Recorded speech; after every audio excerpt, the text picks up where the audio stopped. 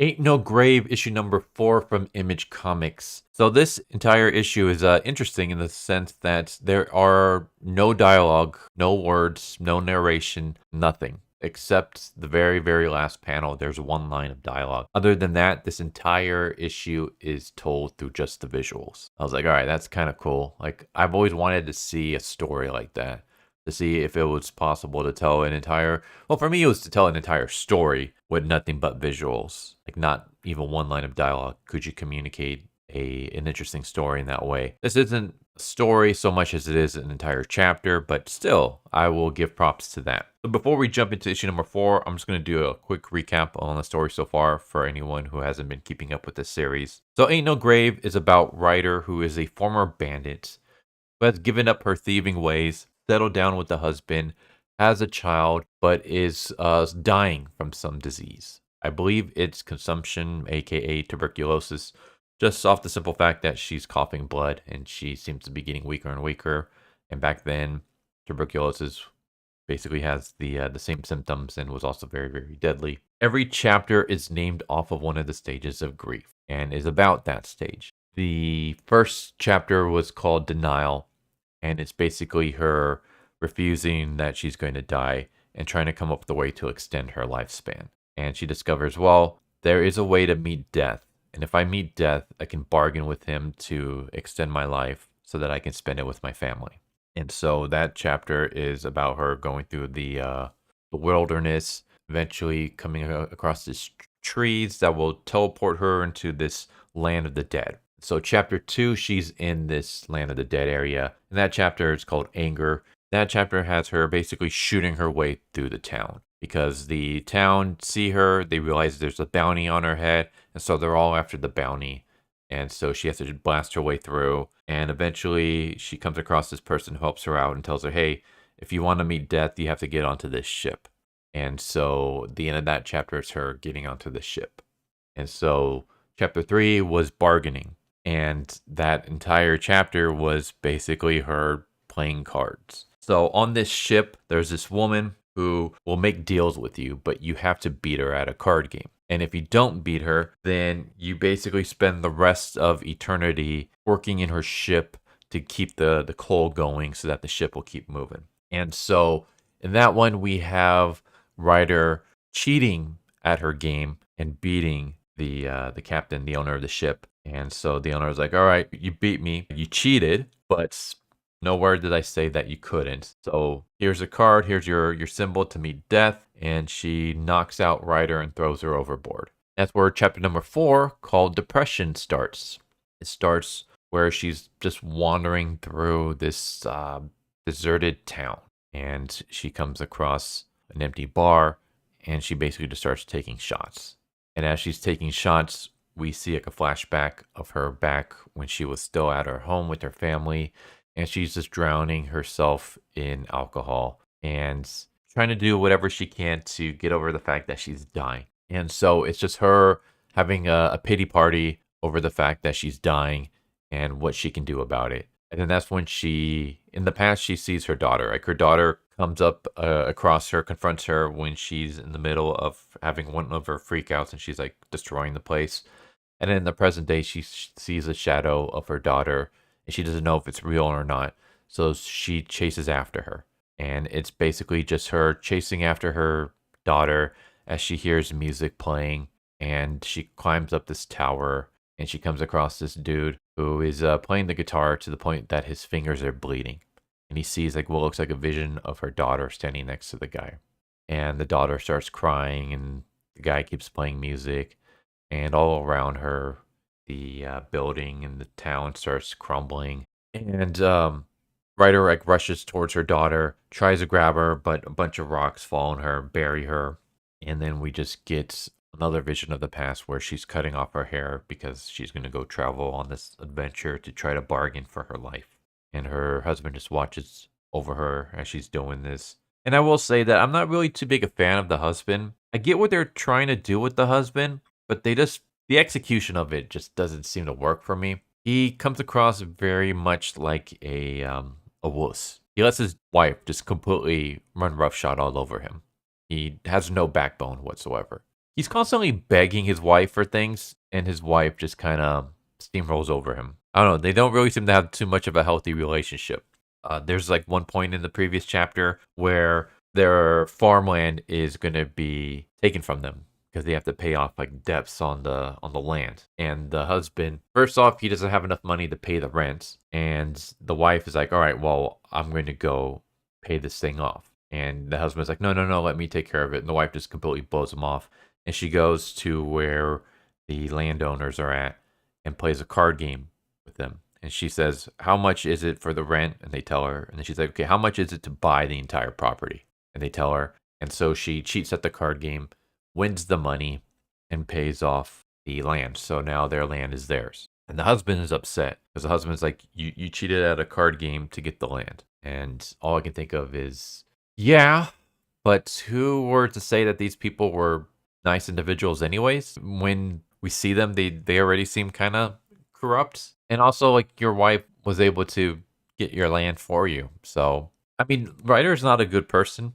As I said before, she used to be a bandit. She would kill people for money and stuff. We literally had in the last, I believe it was the last issue, either the last issue or issue number 2, where we had a flashback to Ryder still being a bandit while pregnant. And she's like trying to get money so that she can basically support her families. Because I guess, I don't know, her husband's like a deadbeat or something. Like, why is it that she's the one that has to do everything for the money? What the hell does her husband do for a living?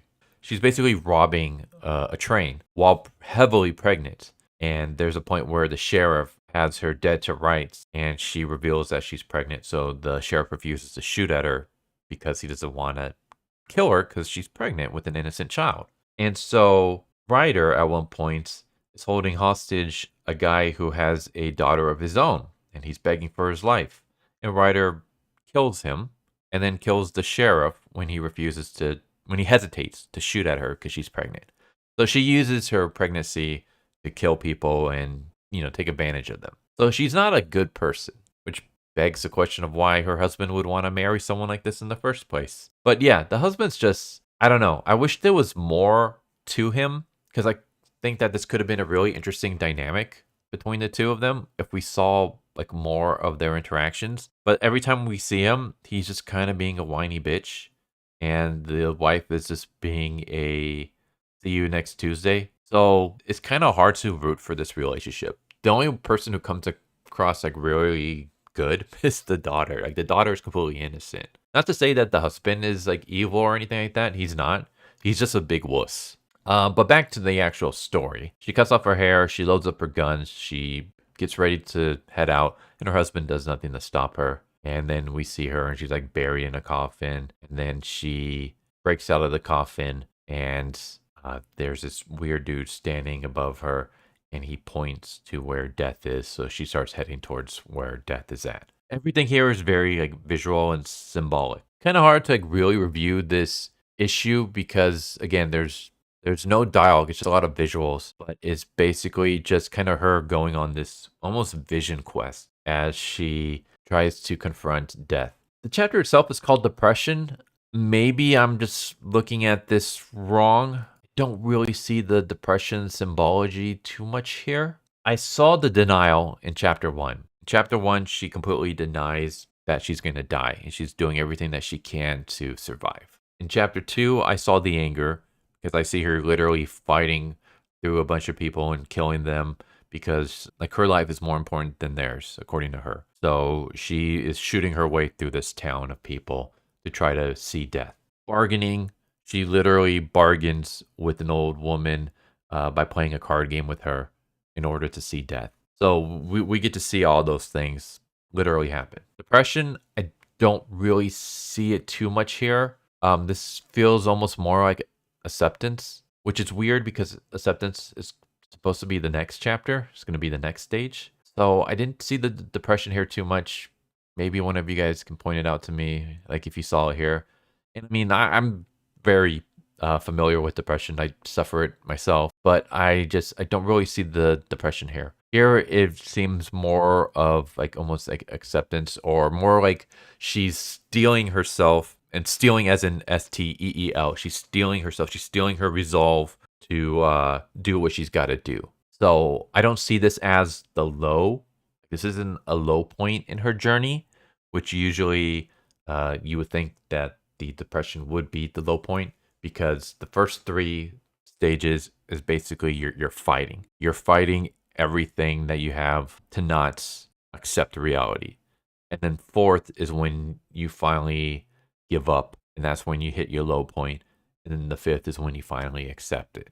But here, I don't feel like she's hit her low point. While I do love the visuals and even the storytelling itself is fine, I feel like the depression theme doesn't fit this chapter. This doesn't feel like her low point. This feels more like her stealing herself and like her resolve is actually getting strained.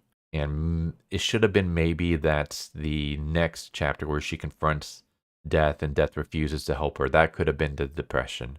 I don't know. You tell me if I'm incorrect in that, if you see things differently. But all in all, this is an awesome series. Like, I really do enjoy it. Like, visuals are great. Visuals are amazing. Story itself is really good. I just, again, this is just a nitpick. I just disagree with the chapter representing depression. I don't see that here. And I wish that there was a little bit more between her and her husband. Like, we got to see more of that relationship in the get-go. And I would have liked if it was a little bit more loving. But the fact that we're seeing that it's not like, at least to me, it doesn't seem like a healthy relationship. It almost is like, why would I root for her to have that family again when you haven't really shown me anything that shows that she deserves to have that life? Like, her daughter is the only one that's really, I'm hoping, gets a happy ending out of this. But I don't care too much for the husband. Ryder herself is an interesting character, but super flawed, super hard to sympathize with. Just especially the more we see of her in her past. It maybe it would have been different if we saw her in the beginning as like trying to redeem her past, where we see that she was an evil bandit, but she gave up her ways for her family. She's actually trying to do everything she can to be good. And so maybe we see her and she's like even helping out other people. Like she's trying to make up for all the lives that she took and stuff like that. But we don't see any of that. It seems like the only thing she cares about is her family and that's it. Which, I mean, that could be fine. But then when we see just more flashbacks of her lying, cheating, and killing to continue to support that, it's hard to support her because it doesn't seem like she feels like she should be redeemed. And maybe that's the point of the story. Maybe when she finally confronts death, that's going to be like, why should I extend your lifespan when you've done nothing to earn that life, when you've done everything to kind of spit on it? Maybe that's where it's going to go. I don't know. It's kind of hard to fully root for her when she hasn't really shown anything, like any redemptive qualities. Like, what I would have done if I was writing this is I would show her right from the get-go as just this loving mom and loving wife. I wouldn't show anything that she's a bandit or anything like that. She's just this mom who lives in this house in the countryside, raising farm animals and playing with her daughter and being loving with her husband, and they have a really good life. Maybe we see her going into town to get supplies, and we see that she's respected by the townspeople, that she does her best to help them. Maybe she like offers her services to help people in need, or maybe she does like volunteer work, just something like that. And then we see her getting sick, and there's nothing to be done about that. And so we see her, like maybe she opens up a closet, and then we see gear fit for a woman that's kind of off. It's like, why would a normal wife working at a farm have this kind of clothing? And then we see her, maybe she like expertly like flips her gun, twirls it around as she like holsters it. So we see that she has skills, and we're just kind of like, something is kind of interesting. Something is a little bit off about this woman. And then over time, like maybe we see her get confronted, and she's not one of those where like when she comes across the townspeople, rather than quickly shooting them, maybe she's trying to talk them down. But then when she realizes she can't talk them down, that's when she pulls out her gun and starts blasting. And we see how skilled she is. And over time in the journey, we start seeing little snippets and flashbacks, and then we start learning, oh, she was actually a bandit. Oh, she was actually a really terrible person. She would murder innocents just for money. Like, this is not a really good person. But then when we first saw her, she was the complete opposite. So we see eventually we get to a point where she found her husband, fell in love, and she decided to give up her ways and completely turn things around. She was like, you know what, I was a horrible person, and I want to redeem myself. I'm going to try to do my best to help other people. And so we see that she's not quick on the draw, like to shoot people. She rather talk them down first. She's constantly volunteering to help others out. Something like that. So that when her negative past comes out, we're already rooting for her. Like, we're already like, yeah, that was terrible what she did, but we can see that she wanted redemption, that she's trying to change things around, that she's trying to make up for what she did in the past. Like, she can't bring those people back, but the best she can do is she can help people going forward. And that's what she's been doing. But we don't get any of that. Instead, she is just kind of a selfish wife, and she continues to use the tricks and trades that she garnered as a bandit to further her livelihood with her family. And when she's going on this journey, she's quick to kill people. She's quick to go steamroll over anyone that gets in her way. And so, yeah, it's kind of hard to feel like you want to root for her. Like, you kind of do, just because she's the main character and you're following the story with her. But at the same time, it's kind of like, she hasn't really done anything to deserve redemption, to deserve having her life extended. In fact, the tuberculosis kind of seems like karma for how she treated other people in the past. Whereas if we saw her start off as good, and then we saw the snippets of her flashback and we saw how she actually was, we'd be more willing to forgive her for those and more willing to sympathize with her on this journey. That's just my opinion as a writer. Maybe you think differently. I'd like to hear what your thoughts are on that. But all in all, I do think it's a good series. I do recommend checking it out. And I believe it's going to end at issue number 5. So it's going to be a short one. So there you go. There's Ain't No Grave, issue number 4. Hope you enjoyed. Hope to see you next time. Take care. Later. Thank you for watching my video. I hope you enjoyed it. If you didn't, I still want to thank you for watching it this far. And I hope the next one is more to your liking. With that said, thank you once again. And I hope you guys and gals have a good one. Later.